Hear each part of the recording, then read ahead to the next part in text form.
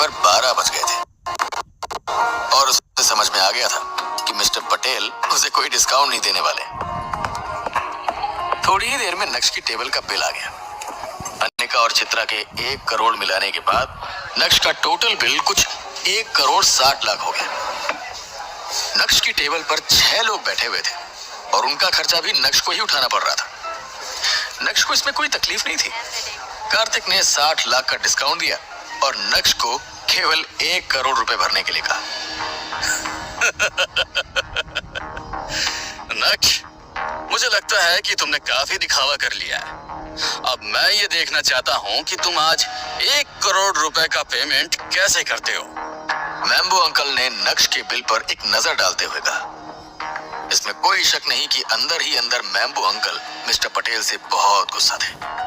वो नक्श को डिस्काउंट दे रहा था लेकिन उन्हें नहीं। ये बात उनसे हजम नहीं हो रही थी। अनिका और चित्रा ये दोनों ही नक्श को टेंशन भरी नजरों से देख रहे थे। उनका दिल चाहता था कि नक्श उस 1 करोड़ रुपए का पेमेंट कर पाए, लेकिन उनका दिमाग कह रहा था कि ये पॉसिबल नहीं है। नक्श ने मैम्बो अंकल की ओर देखा जो तमाशा देखने के लिए पूरी तरह से तैयार खड़े थे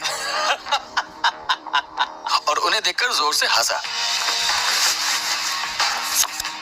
नक्श ने अपनी जेब से वॉलेट निकाला और उसमें से एक सुपर कार्ड बाहर निकालते हुए उस होटल के मैनेजर को थमा दिया। ये कार्ड सबको नहीं मिलता। इसके ट्रांजैक्शंस की कोई अपर लिमिट नहीं होती।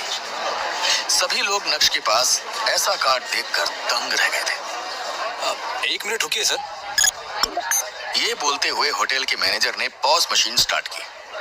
नक्श के हाथ से उसका सुपर कार्ड लिया और ट्रांजैक्शन ऑपरेट करने लगा। मैम्बो अंकल भी अपने बिल की पेमेंट की तैयारी में लगे हुए थे और सभी लोगों से 1-1 करोड़ रुपए देने की बात कर रहे थे। जब मैम्बो अंकल की नजर नक्श के सुपर कार्ड पर पड़ी तो उनके चेहरे के एक्सप्रेशंस पूरी तरह से बदल गए। नफरत भरी नजरों से नक्श की ओर देखते हुए बोले, एक गरीब इंसान जिसके पास फूटी कौड़ी भी नहीं है, उसके पास ये सुपर कार्ड कैसे आ गया? दिखावा करने के लिए लोग किस हद तक जा सकते हैं? हाँ, मुझे भी लगता है कि अब होटल मैनेजर भी उससे यही कहेगा कि उसके कार्ड में इतना पैसा नहीं है, ट्रांजैक्शन फेल हो गया है। एक जवान औरत ने कहा, जो कार्तिक का ध्यान अपनी तरफ खींचना चाहती थी, लेकिन कार्तिक ने उसकी बातों पर बिल्कुल भी ध्यान नहीं दिया था। एक तरफ सभी लोग नक्श के बारे में कुछ न कुछ बोल रहे थे, तो दूसरी तरफ कार्तिक उन बातों को गौर से सुन रहा था और बारी बारी से सभी को नोटिस कर रहा था। उसे समझ में आ गया था कि ये मैम्बो बहुत ही कमीना इंसान है और बाकी के लोग बेवकूफ हैं जो उसकी बातों में आकर भेड़ चाल का शिकार हो रहे हैं। जब मैम्बो अंकल ने देखा कि कार्तिक उन्हें ही देख रहा है तो अचानक से उनका चेहरा पीला पड़ गया। तुरंत ही उन्होंने अपना मुंह बंद किया और उनके साथ साथ बाकी के लोग भी पूरी तरह से शांत हो गए थे। अचानक से पूरे बैंक्वेट हॉल में शांति छा गई थी। अनिका और चित्रा भी अब नक्श के करीब जा पहुंचे थे। अनिका को अंदर ही अंदर डर सता रहा था और उसे ये लग रहा था कि अभी उसे होटल के मैनेजर से ये सुनने को मिलेगा कि सॉरी सर, आपके कार्ड में इनफ बैलेंस नहीं है। लेकिन अगले ही पल जो हुआ उससे अनिका पूरी तरह से शॉक्ड रह गई थी। ऑलराइट, आपका 1 करोड़ का ट्रांजैक्शन सक्सेसफुल रहा। ये लीजिए आपका कार्ड। होटल मैनेजर ने अपने दोनों हाथों से पूरी रेस्पेक्ट के साथ नक्श को उसका कार्ड लौटाया। नक्श ने अपना सिर हिलाया और अपने कार्ड को वापस से अपने वॉलेट में डाल दिया। क्या ट्रांजैक्शन सक्सेसफुल हो गया? ये कैसे हो सकता है? कुछ ऐसे ही सवालों के साथ जो लोग नक्श को हमेशा गिरी हुई नजरों से देखते थे, अब वो जलन और कंफ्यूजन की नजरों से देखने लगे थे। अनिका को बिलीव नहीं हो रहा था कि ट्रांजैक्शन सक्सेसफुल हो गया। तुरंत ही अनिका ने नक्श को अपनी ओर खींचते हुए कहा, ये कैसे हो गया? तुम्हारे पास इतने पैसे कहाँ से आए? अरे तुम्हें ये सब जानने की कोई जरूरत नहीं है, बस खुशी खुशी इस पार्टी को एंजॉय करो। नक्श ने अनिका की ओर देखते हुए कहा और कुछ इस तरह मुस्कुराया कि उसके सफेद दांतों की पूरी बत्ती सी दिखने लगी थी। नक्श की बात सुनकर अनिका अपने होठ चबाने लगी और उसके बाद उसने नक्श से और कुछ नहीं पूछा। थोड़ी देर सोचने के बाद नक्श ने अनिका से कहा, अरे हाँ, मुझे थोड़ा काम है, इसलिए तुम और मम्मी जी निकल जाओ। मेरा इंतजार करने की जरूरत नहीं है। और हाँ, ध्यान से जाना। अनिका ने पहले कार्तिक की ओर देखा जो नक्श के ठीक बाजू में खड़ा था। उसके बाद उसने नक्श की ओर देखा, अपना सिर हिलाया और चित्रा के साथ वहां से निकल गई।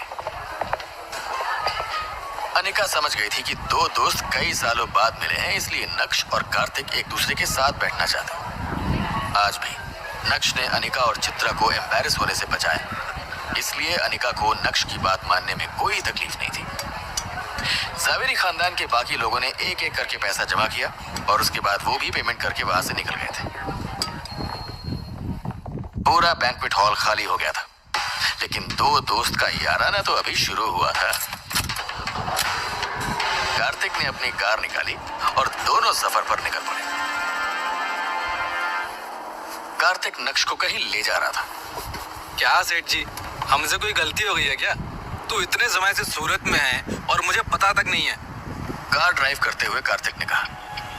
नक्श पास वाली सीट पर ही बैठा हुआ था। खिड़की से बाहर का व्यू देखते हुए नक्श ने अपना सिर हिलाते हुए कहा, काफी समय हो गया है। तू बता, तेरा क्या चल रहा है? क्या तू मुंबई छोड़कर सीधा यहाँ चला आया था? हंसते हुए कार्तिक ने कहा, हाँ तो और क्या, तूने ही तो कहा था कि मुंबई मेरे लिए सेफ नहीं है। ये ले पैसा और बना अपनी जिंदगी। यार बाप ने तो लात मार कर बिजनेस से बाहर कर दिया। वो अलग बात है कि अब जब मेरा बिजनेस चमक गया है तो बाप भी लाइन पर आ गया है।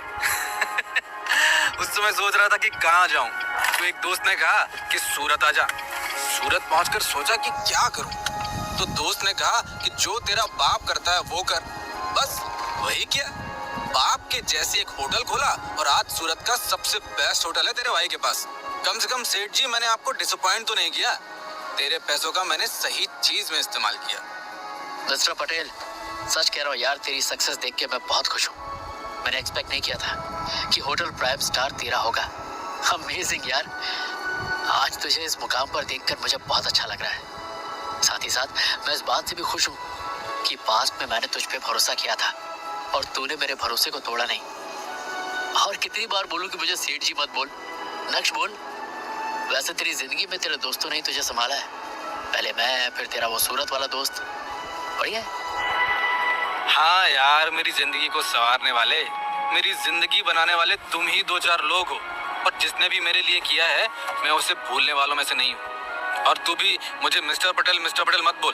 क्या है ये? चूंकि कार्तिक ड्राइव कर रहा था इसलिए उसका पूरा ध्यान रोड पर था, लेकिन उसकी आंखों में नक्श के प्रति प्यार देखा जा सकता था। अच्छा बाबा ठीक है, लेकिन ये तो बता तू मुझे लेकर कहाँ जा रहा है? जब नक्श ने देखा कि इतना समय हो गया है और वो अभी तक डेस्टिनेशन पर नहीं पहुंचे, तो नक्श ने कैजुअली कार्तिक से पूछा, ये सवाल सही किया। क्या तुझे हिमानी अभी भी याद है? 2 साल पहले अचानक से मुझे पता चला कि वो भी तुझे ही ढूंढ रही है, इसलिए मैं उससे मिला। भाई साहब, उसने अपनी खुद की कंपनी खोल दी है, बदानी group of companies, skin care products, और वो भी इंटरनेशनल। अभी थोड़ी देर पहले ही मैंने उसे मैसेज करके तेरे बारे में बताया तो वो खुश हो गई। हमने डिस्कस किया और हम तुझे मिलकर एक सरप्राइज देना चाहते हैं। ये बोलते हुए कार्तिक ने नक्श की ओर देखा और उसके चेहरे पर एक सस्पेंस वाली स्माइल आ गई। जब नक्श ने हिमानी का नाम सुना तो उसके चेहरे के एक्सप्रेशंस पूरी तरह से बदल गए थे। हिमानी वो भी सूरत में है क्या? नक्श को यकीन नहीं हो रहा था कि हिमानी भी अपनी लाइफ में इतनी सक्सेसफुल हो गई है। अब जब हिमानी की बात निकली है तो हम आपको बता देते हैं कि नक्श और हिमानी की मुलाकात कैसे हुई।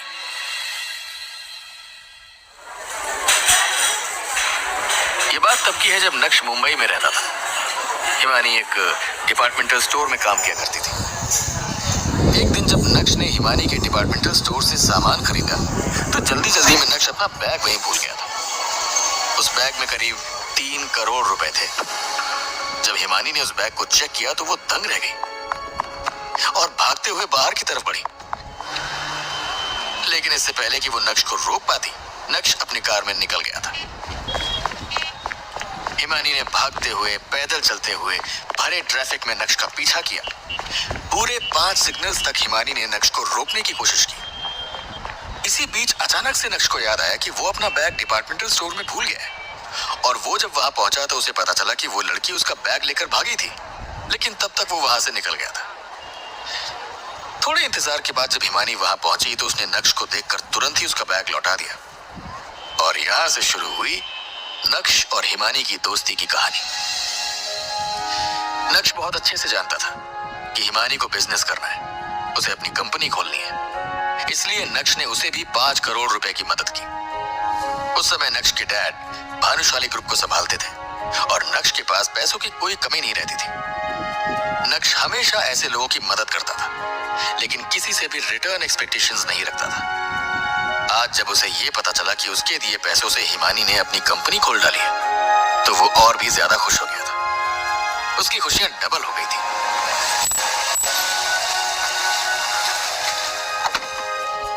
डेस्टिनेशन पर पहुंचने के बाद कार्तिक और नक्श दोनों साथ में कार से बाहर निकले और बदानी ग्रुप ऑफ कंपनीज के ऑफिस की तरफ बढ़ने लगे। जैसे ही नक्श के कदम ऑफिस में पड़े, इंटीरियर्स देखकर नक्श का दिल खुश हो उठा था। पूरे ऑफिस को ग्रीक स्टाइल में सजाया हुआ था।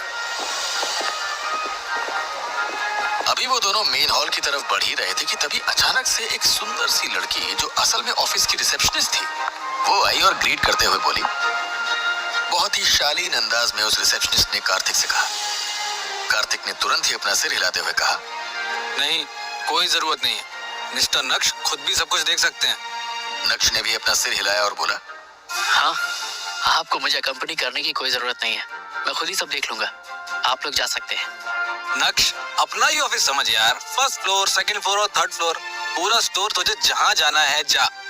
फर्स्ट फ्लोर पर अभी जो भी प्रोडक्ट्स हैं वो अभी नए नए रिलीज हुए हैं, तू चेक कर सकता है। और तुझे भाभी के लिए जो भी लेना है तू ले सकता है, भाभी खुश हो जाएंगी।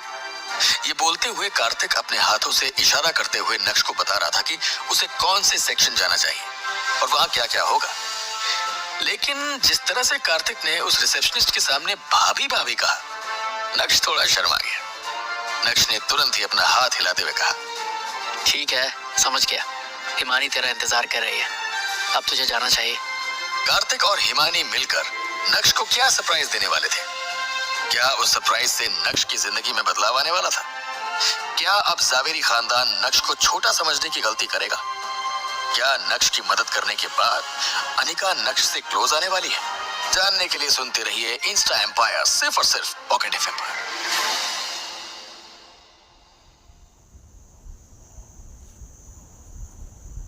जब नक्श ने वो सारे प्रोडक्ट्स देखे तो उसकी आंखें चकरा गई थी। सारे ही प्रोडक्ट्स काफी एक्सपेंसिव